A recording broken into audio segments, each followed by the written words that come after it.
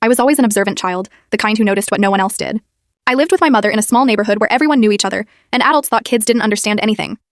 But I did. Maybe more than I should have. I was only 11 when I realized something was wrong in the house next door. Muffled screams, slamming doors, a woman crying softly every night. At first, I thought it was just normal arguments, but over time, I saw that the man next door was hurting his wife, and sometimes even their son. I saw the bruises when she took the boy to school. I felt fear, but also a strange anger I couldn't explain. One night, when I heard the boy cry out, I ran to the window and recorded the sound with my mom's old phone, the one with the cracked screen. I didn't know why I was doing it, but something inside me whispered that it mattered. From that day on, I started writing everything down. Dates, times, noises, even when the man came home drunk and started yelling. I did it secretly, keeping everything in a blue-covered notebook. When I told my mother, she turned pale. She said it was dangerous, that we should stay out of it, but I couldn't. "Mom, what if it were me? What if it were my brother?"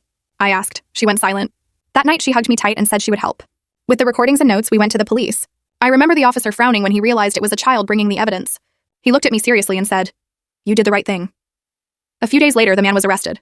The woman and her son received help, and the case made it into the local news. For a week, people talked about me, but I didn't care. What stayed with me was the woman's voice, trembling as she said, "You saved us." Years passed, but that story never left me. While other girls dreamed of being doctors or artists, I wanted to be someone who brought justice. I studied harder than ever, reading about laws, cases, and trials. There were days I doubted myself, thinking I'd never escape my small-town life, but then I'd remember her voice, and the look in the boy's eyes. That memory was enough to push me forward. When I got into law school, my mother cried as if I had already conquered the world. And maybe I had. I worked by day, studied by night, did unpaid internships, but I never gave up.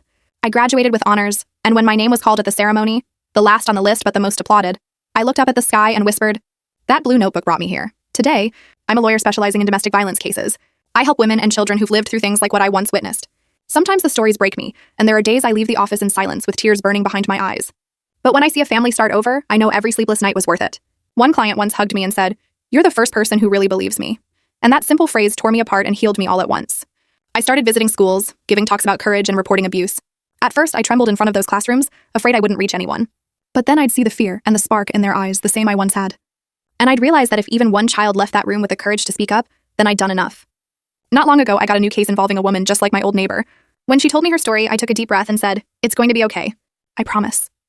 And in that moment, I knew the circle had closed, that the frightened little girl had become the woman who fought for others. I went back to my old street once, just out of curiosity. The neighbor's house had been torn down, and in its place stood a small park filled with flowers and laughter. I sat on a bench, closed my eyes, and felt the soft breeze of peace, the kind you only feel after surviving something heavy. And I think that's what I want to leave behind in this world, proof that even the smallest act can change everything. Because sometimes all it takes is one brave child with a blue notebook and a fearless heart to start a quiet revolution, one that turns pain into justice, fear into hope, and silence into strength. And maybe, just maybe, that's how the world begins to heal, one act of courage at a time.